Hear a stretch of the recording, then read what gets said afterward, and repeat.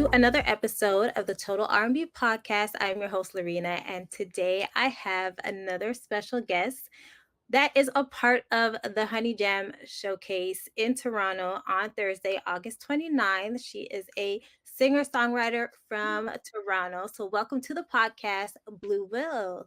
Hello. Hi, everybody. I'm Blue Will.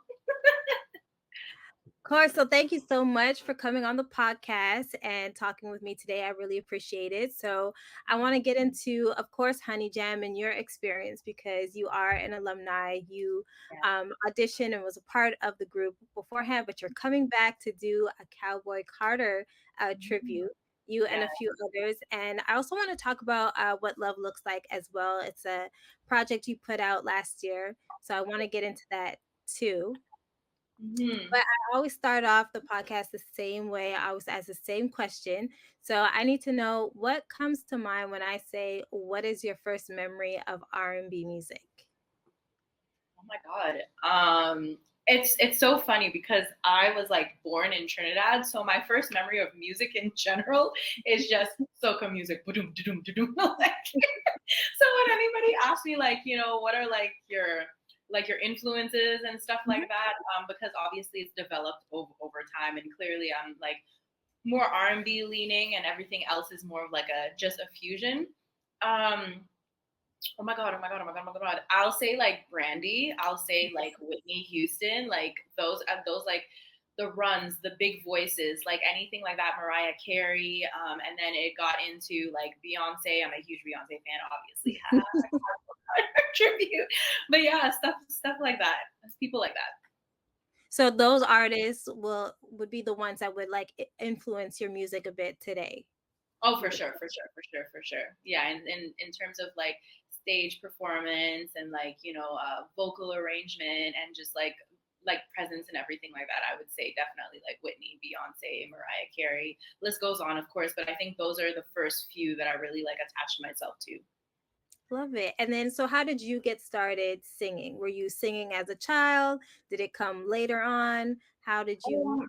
I think just being in the car, listening to the radio, I was always like humming and hawing. But I think the first memory I have of me doing like something like on stage musically was like in high school. We had like coffee houses like every like end of term, and I would be the one being like, I didn't want to perform by myself because I was scared. So I'd be like gathering up two of my friends, and I'd be like, yeah, we're the new Destiny's Child, blah blah blah blah blah. And we would stay at the coffee houses, and if we did well, people would like amp us up, and that really gave me like the push to be like, oh, maybe I can like do this for real. And I think I always wanted to be part of a group, more so because like I like the insecurities. I was unsure if like I could do it by myself, and then obviously lo and behold I became a solo artist. But yeah, that's how it started. The high school, I was always like a part of musical theater. In the play, I was the one singing, dancing, like the artsy kid.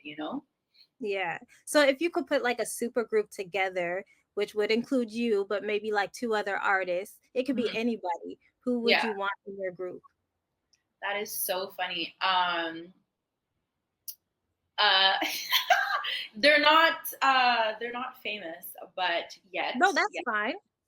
But my sister does sing as well too, and her name is Lilac X. She used to be part of a group called BLK, so I would definitely put her in because of like, not just because she's my sister, but I like her uniqueness and her sound and stuff like that, and her writing ability.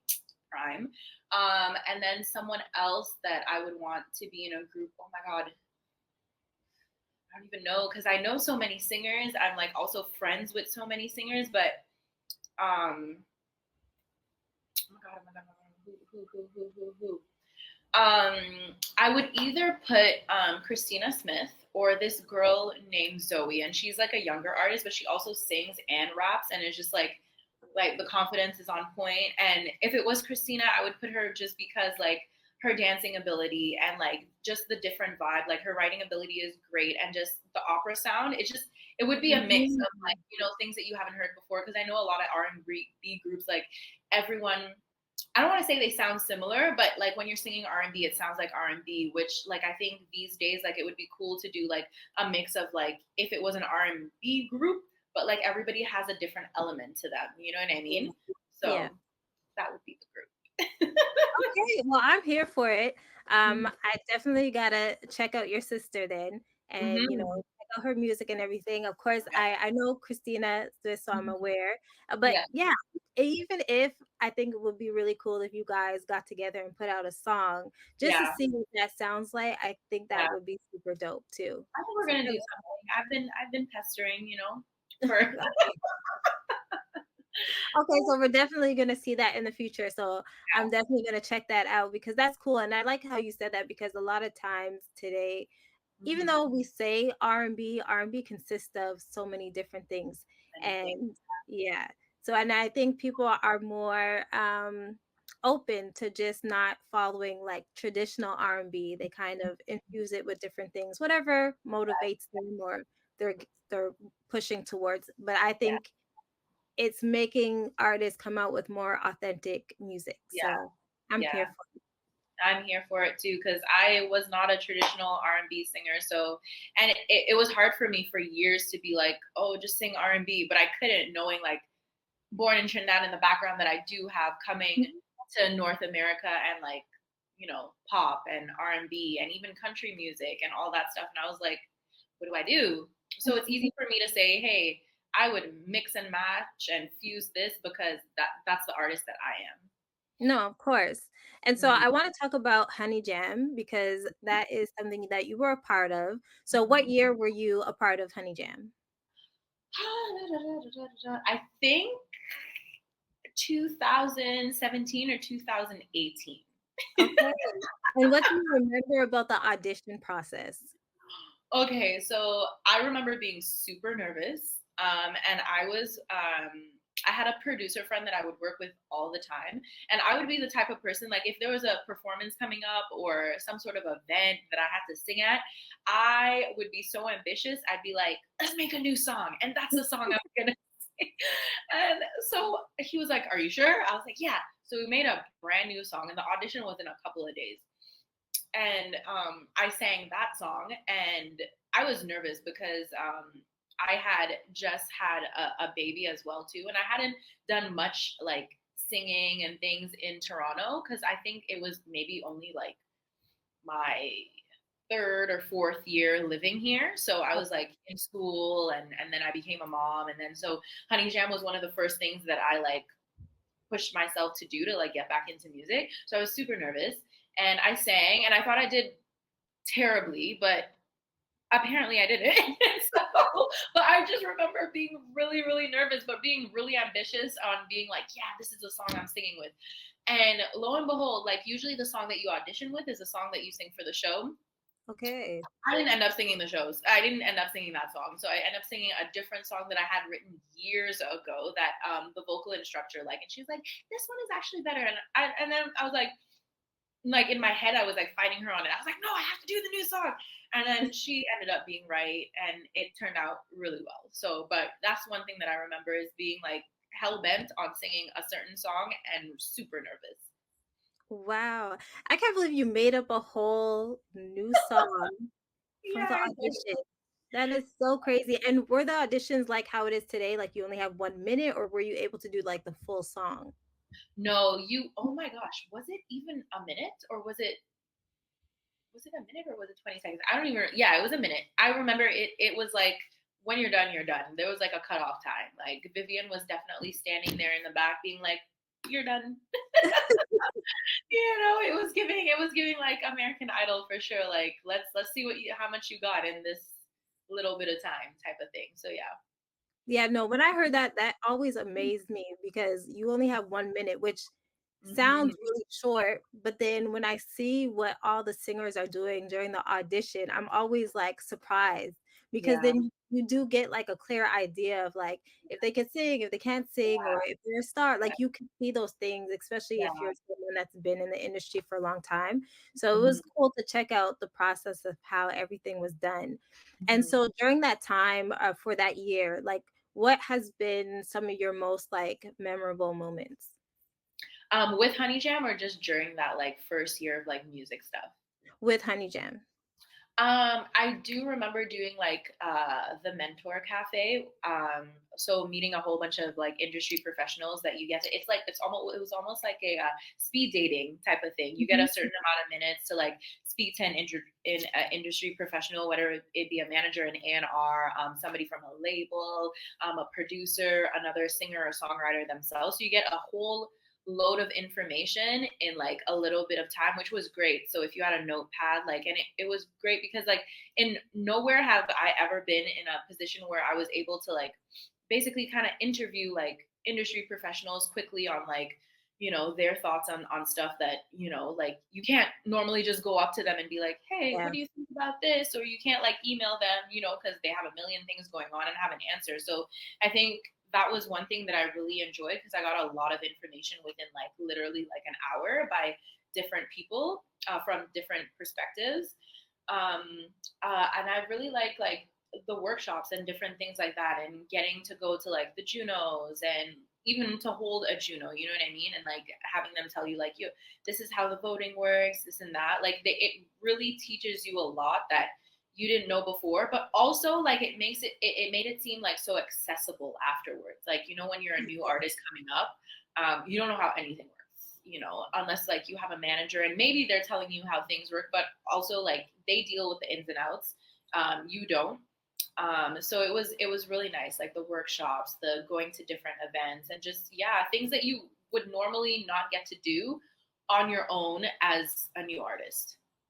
No, that's I think for like a program like that, I guess that's also the reason why it's been around for so many years is because Mhm. it offers all of that information, all of those different opportunities, like you said, to an emerging artist. So that's Mhm. still that you got to experience all of that early on in your career. And so Mhm. on August 29th, we have the showcase coming up for Honey Gem, and they're Mhm. bringing you back in to do the Cowboy Carter Yeah. tribute with some other alumni too. So, like, what can we expect? What are you excited about?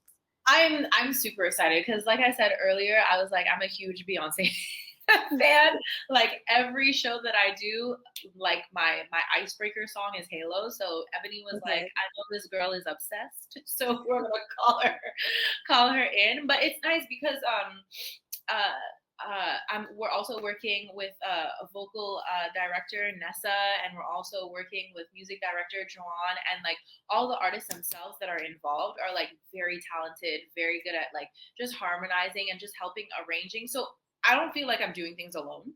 I'm Mhm. basically, setting up the times that we meet. But when we get in there, like everybody's working at it as a team, and it's nice because one, we know like, there's this stigma about girls being catty in the industry. There's none of that going on. Like none of that going on. And there's usually none of that going on in Honey Jam in general.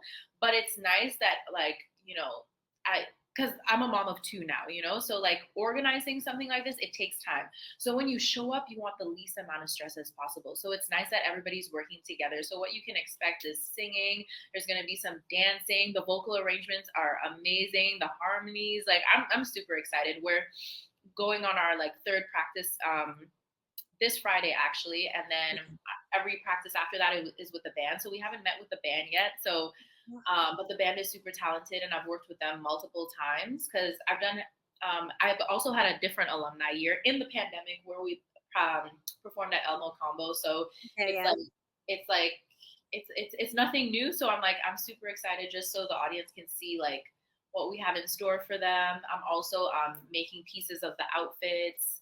Oh, wow. I'm in Cool. it. I'm in it. I I'm in love it, and that. it's nice because I like I said, I have two kids. So my youngest is 9 months. So this feels like my stepping stone. It's like a full circle moment type of thing. Like I had my first son, and Honey Jam was one of the first things that I did to get back into music, and now I'm kind of like doing it again.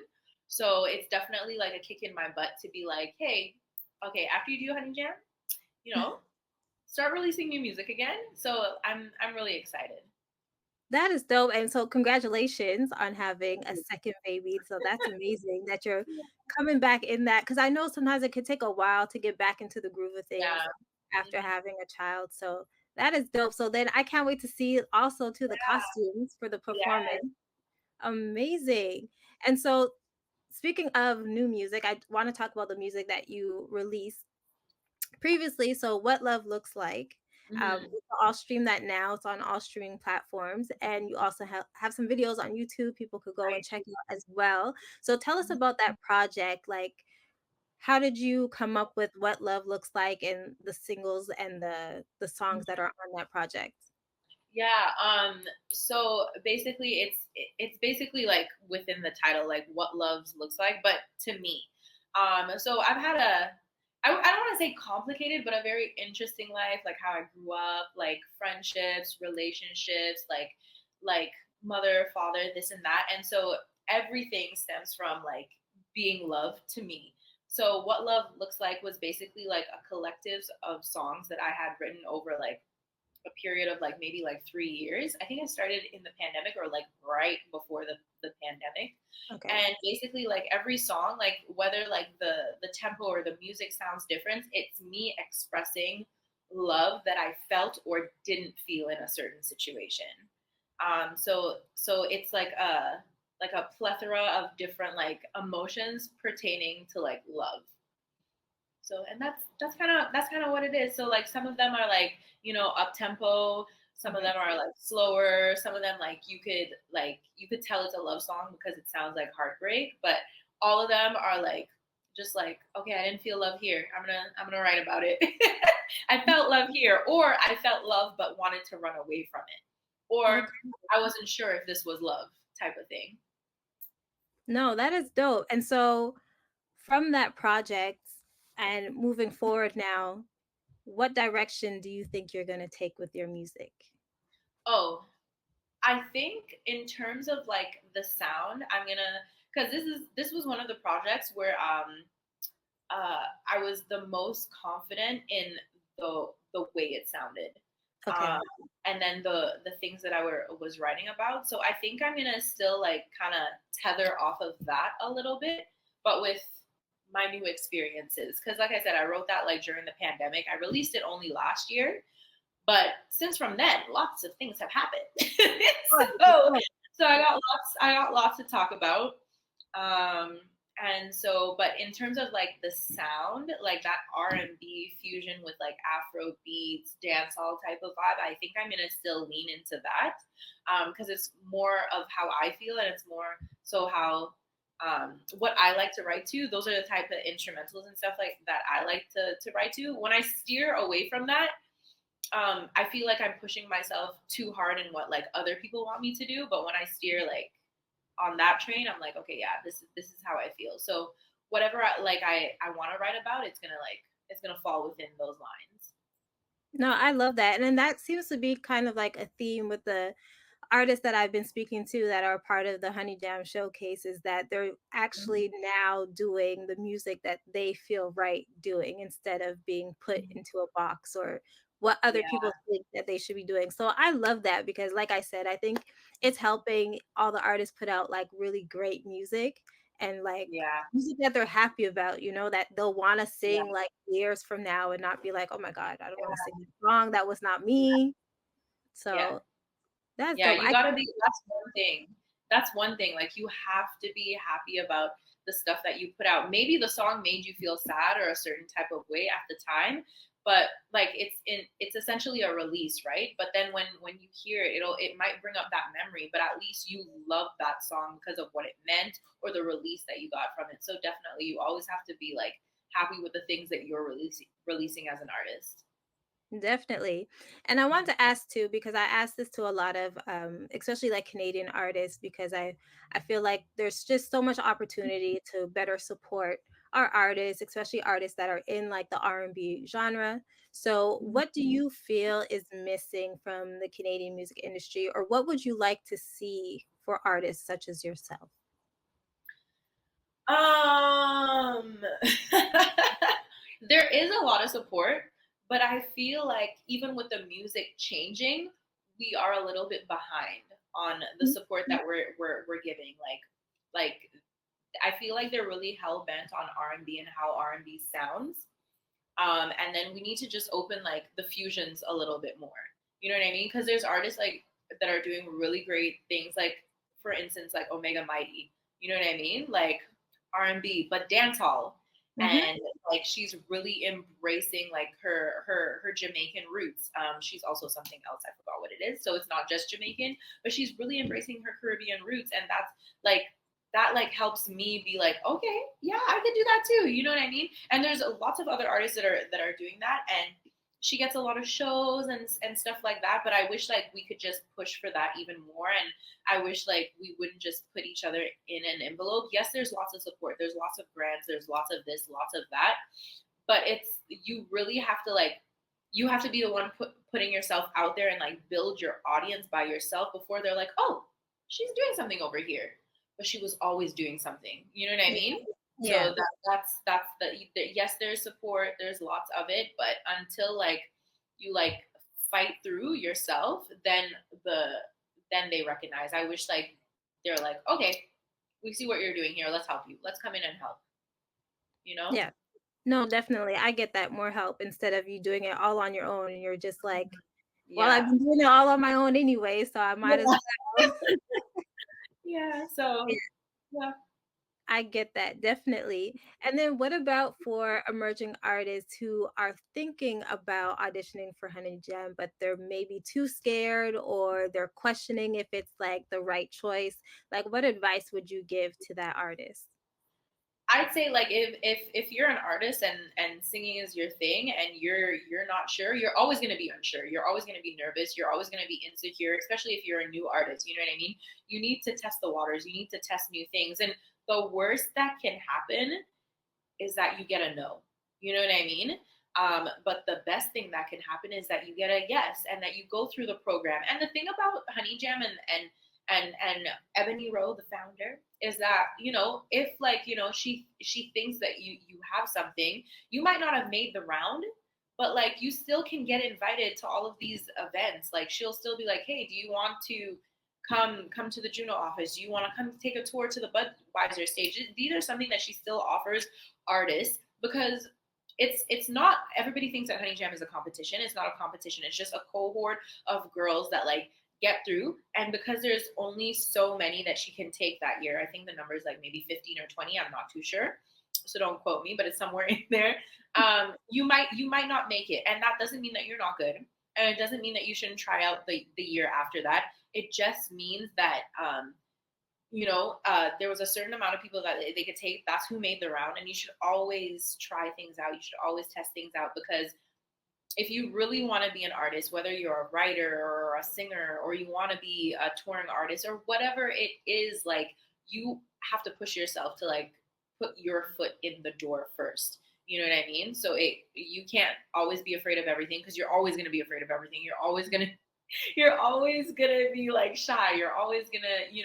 I like get so nervous before I perform all the time, and as soon as I start singing the first song, I'm good. And I've been doing music for like 12 years plus, so it's like you're always. And they say if you're always nervous, then that's where you're supposed to be. Then you're doing the right thing. If you don't get nervous anymore, then maybe you should try something new. No, So but that's yeah, a good thing always. to think about. Sorry. No, I said that's a good thing to think about because Yeah, a lot of people will say nerves is like a bad thing or it makes yeah. them even more nervous that I'm nervous. So yeah. Yeah. No, it's like I would tell them to just you gotta push yourself. You gotta just do it because the worst that you can get is a no, and the best case scenario you can get a yes. But at least like even if you get the no, try again because that's how life in general works. Like you have to fail to get somewhere. You De- know. Definitely. I love that advice. So Mhm. anybody that's hearing that discovered Honey Jam, didn't audition this year, definitely take that advice, even if Mhm. you don't get in next year, to keep going. So I love that. Yeah. So before I let you go, I do want to play a little game. I want to create a playlist with you, a soundtrack. So I'm going to shoot out some moods and try to name an R&B song for that mood, For the move. for the mood. Okay. Okay. Okay. Okay. Okay. Okay. So the first one is tell me a song that always puts you in a good mood. Oh my God, and it's R&B. Um, If you can't, you can go outside of the genre, of course. no, we can because, like I said, I'm obsessed with Beyonce. So Oh, hey, it always puts me in a good mood, and it puts my audience in a good mood. Everybody's singing. It's about love. Da da da da da. There you go. all right. So then what's a song you would listen to on a rainy day? On a rainy day, oh my god, it's so funny, and I think it's because of the video. But JoJo, Too Little, Too Late, because Oh, in the video it's raining. But yeah, but yeah, that's a rainy day song. that's a Yeah, rainy day song. You yeah, know, it it's a little goes. sad. It's a you look out Mhm. your window. No, it works. What's a song you would play when in love? Oh my god. Hmm. I think that I might play Forever by Chris Brown. Okay, that's a I good like one. to dance. I feel like I would be happy. Like, it wouldn't be a slow jam. For me personally, like if I'm happy and I'm in love, I'm more giddy. So it sounds like Chris Brown Forever might be like a bounce, you know? Yeah, why not?